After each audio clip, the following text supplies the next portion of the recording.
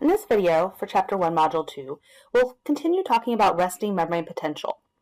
By the end of this video, you should understand how these different channels of pumps that are embedded into the membrane help maintain the negative charge across the membrane at rest, and also explain the concentration and electrical gradients that exist at resting membrane potential that then allow the action potential to occur.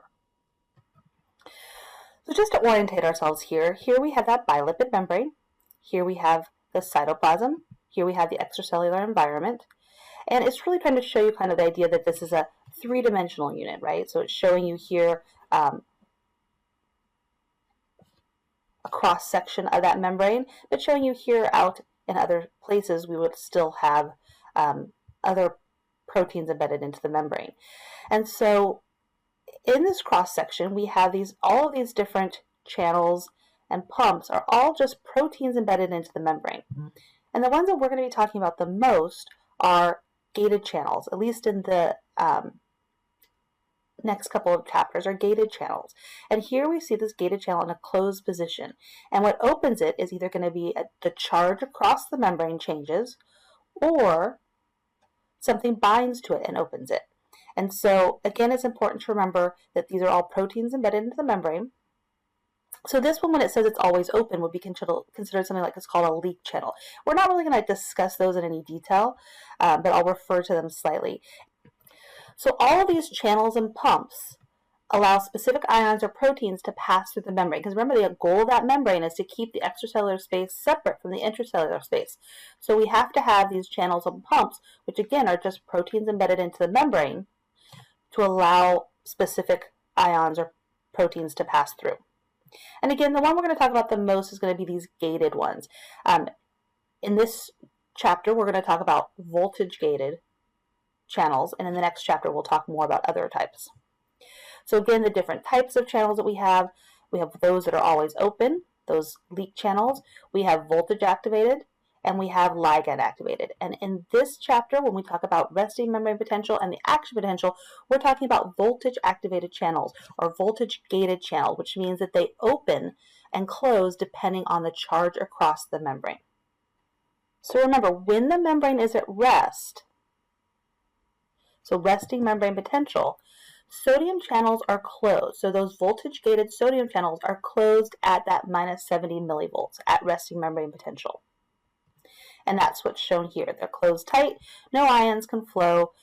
The sodium ions cannot flow in or out of the cell via these sodium channels. The potassium channels, the voltage-gated potassium channels, are partially closed or leaky, and this allows the slow passage of potassium. So here we see potassium, as shown by a dotted line. They're just leaky, and my understanding has always been that they just don't close super tight. One of the videos that I'm going to have you watch also talks about the potential of there being sodium and potassium leak channels, which would mean that they're always open and there's always a little bit going across. But we're not going to worry about those in this video because your textbook doesn't talk about those. So we're just going to go with the standard way of talking about that the sodium channels are closed at resting membrane potential and the potassium channels are leaky. Now, due to the way these voltage-gated channels look at resting membrane potential, we have what's called a concentration gradient. So there's a difference in the distribution of ions. So remember, we said in the previous video that there's a higher concentration of sodium ions in the extracellular space and a higher concentration of potassium ions inside. So that difference in that distribution of ions causes a concentration gradient. So when we have a concentration gradient, the ions want to go where there's less of them. They don't like being too crowded. So the chemical driving force, when you have more of something outside, it wants to go in. The chemical driving force, when you have something more concentrated inside, is that it wants to go out. So let's think about those sodium-potassium ions. Which one of these is more like the sodium ions? Did we have more sodium concentrated outside the cell? So think of this as being the axon, a cross-section of the axon. Did we have more sodium ions outside or inside? The concentration gradient is going to work to pull sodium inside the cell because we had more sodium concentrated outside. Now let's think about potassium. the concentrations gradient is going to work to pull potassium out of the cell because there's a higher concentration of potassium inside the cell and it wants to go again where it's less concentrated. The chemical driving force is to pull it out. Because again, when it's all nice and crowded in here, it wants to go out. It doesn't like being so crowded. It wants to be evenly distributed. Now, due to this concentration gradient, we also have an electrical gradient. So an electrical gradient is a difference in electrical charge inside and outside the cell. Or polarization. So this is a term that's going to come up again, this idea of polarization. And so the farther away we are from zero, and in this regards, in a negative manner, the more polarized the cell is.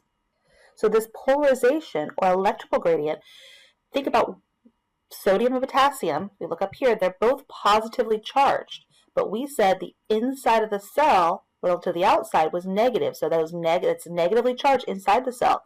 So that negative charge pulls these positive ions, opposites attract. Positive ions want to go to where there's a negative charge. So that electrical gradient is trying to pull those ions into the cell. So that electrical gradient pulls the sodium and the potassium ions into the cells. And so that's just kind of showing you here again, we have this negative charge inside, we have lots of positive ions outside, we have the potassium positive ions inside, and so even though we have those leaky channels we talked about, potassium wants to stay inside because even though the concentration gradient wants to pull it outside, it wants to stay inside because of that negative charge. Now the question is, why doesn't sodium go inside if it's attracted by that negative charge? So you have to think back to the idea that we talked about those voltage-gated channels, and those sodium channels are closed nice and tight so that sodium can't flow into the cell at resting membrane potential.